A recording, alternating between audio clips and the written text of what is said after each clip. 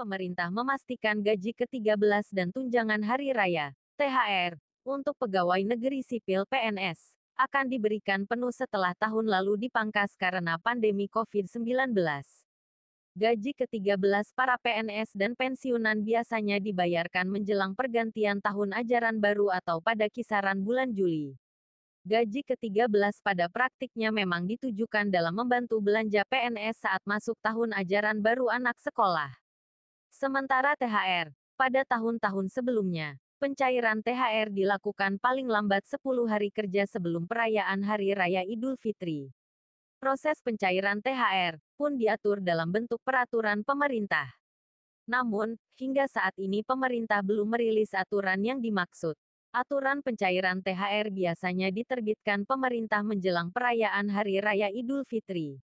Artinya, kemungkinan besar THR PNS akan dicairkan pada Mei mendatang.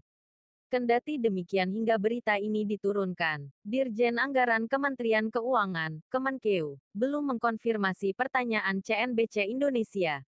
Direktur Jenderal Anggaran Kementerian Keuangan Askolani, menurutnya, tahun ini THR dan gaji ke-13 akan kembali ke kondisi normal seperti pada tahun-tahun sebelum terjadi pandemi COVID-19.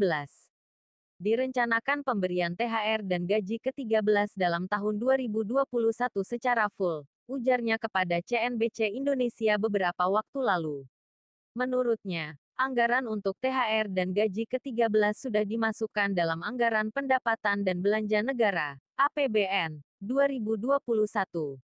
Oleh karenanya, ini diharapkan bisa membantu para PNS untuk tetap melakukan belanja. Namun, sebelum penerapannya nanti, menurutnya pemerintah akan tetap melihat kondisi APBN dalam menangani dampak COVID-19. Apakah perlu melakukan pemangkasan seperti tahun ini atau kembali ke saat kondisi normal? Saat ini rencananya sama dengan kebijakan sebelum COVID-19. Nanti akan dilakukan monitoring implementasinya di 2021, sebelum dilaksanakan, kata Askolani. Komponen THR dan gaji ke-13 yang diterima para abdi negara meliputi gaji pokok, tunjangan keluarga, tunjangan jabatan, atau tunjangan umum, dan tunjangan kinerja.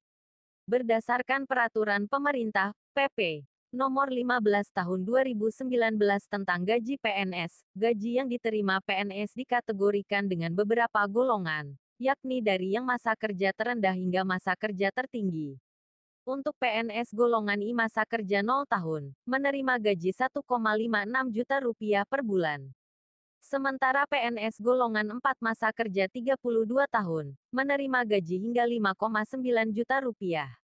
CNBC Indonesia mencoba melakukan simulasi gaji ke-13 yang diterima PNS ditambah dengan komponen-komponen di dalamnya, seperti tunjangan keluarga dan tunjangan jabatan termasuk dengan tunjangan kinerja.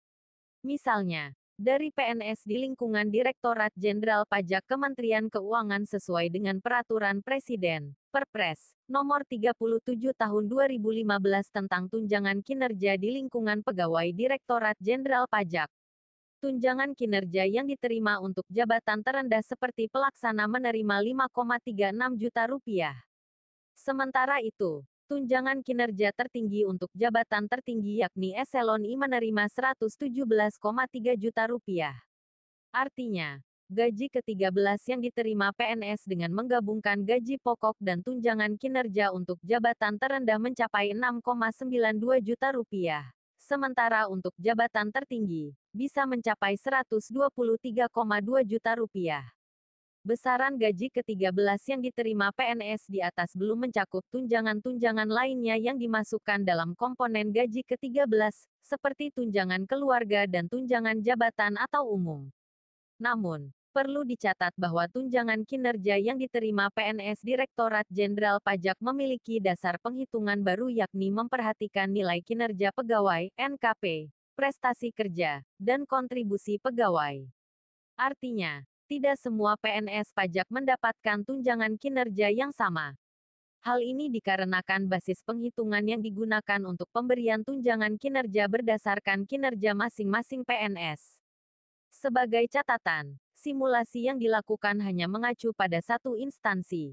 Setiap kementerian lembaga memiliki dasar sendiri dalam menentukan tunjangan kinerja bagi para pegawainya.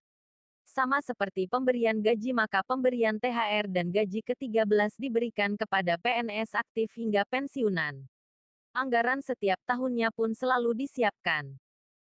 Pemerintah di tahun ini akan memberikan sederet keistimewaan untuk para pegawai negeri sipil PNS, salah satunya dengan memberikan tambahan tunjangan, terutama kepada punggawa APBN. Ada 4 jabatan fungsional yang berhak mendapatkan tambahan tunjangan. Keempatnya diatur di dalam satu peraturan presiden, Perpres, yakni Perpres nomor 3 tahun 2021, Perpres nomor 4 tahun 2021, Perpres nomor 5 tahun 2021, dan Perpres nomor 6 tahun 2021. Keempat jabatan fungsional itu diantaranya Pembina Teknis Perbendaharaan Negara, Analis Pengelolaan Keuangan APBN, Analis Perbendaharaan Negara, dan Pranata Keuangan APBN. Pegawai negeri sipil yang diangkat dan ditugaskan secara penuh dalam jabatan fungsional Pembina Teknis Perbendaharaan Negara, diberikan tunjangan Pembina Teknis Perbendaharaan Negara setiap bulan. Tulis pasal 2 Perpres 3 per 2021. Dalam Perpres 3 per 2021 secara rinci dijelaskan, jabatan Pembina Teknis Perbendaharaan Negara penyelia mendapatkan tunjangan sebesar Rp960.000.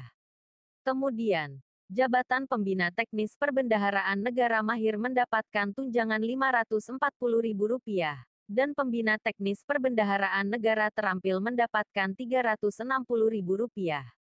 Dalam Perpres 4 per 2021, dijelaskan jabatan fungsional Analis Pengelolaan Keuangan APBN yang terdiri dari Analis Pengelolaan Keuangan APBN Ahli Madya mendapatkan tunjangan Rp1.380.000. Kemudian, Analis Pengelolaan Keuangan APBN Ahli Muda mendapatkan Rp1.100.000, dan Analis Pengelolaan Keuangan APBN Ahli Pertama mendapatkan Rp540.000. Perpres 05 per 2021 mengatur tunjangan jabatan fungsional Analis Perbendaharaan Negara. Ada 4 jenjang jabatan fungsional keahlian. 1. Analis Perbendaharaan Negara Ahli Utama Rp2.025.000. 2. Analis Perbendaharaan Negara Ahli Madya Rp1.380.000.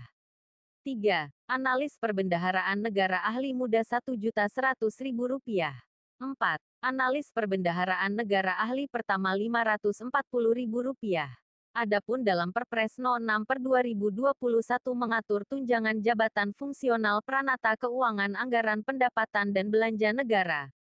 Ada 3 jenjang jabatan fungsional keterampilan yakni Pranata Keuangan Anggaran Pendapatan dan Belanja Negara penyelia Rp960.000. Kemudian, Pranata Keuangan Anggaran Pendapatan dan Belanja Negara Mahir Rp540.000. Serta, Pranata Keuangan Anggaran Pendapatan dan Belanja Negara Terampil Rp360.000. Tunjangan Kinerja, TUKIN, PNS ditentukan oleh Peraturan Presiden, Perpres, nomor 37 tahun 2015. Tunjangan terendahnya ditetapkan sebesar Rp5.361.800 untuk level jabatan pelaksana dan tertinggi sebesar Rp117.375.000 untuk level jabatan tertinggi, misalnya Eselon I atau Direktur Jenderal Pajak.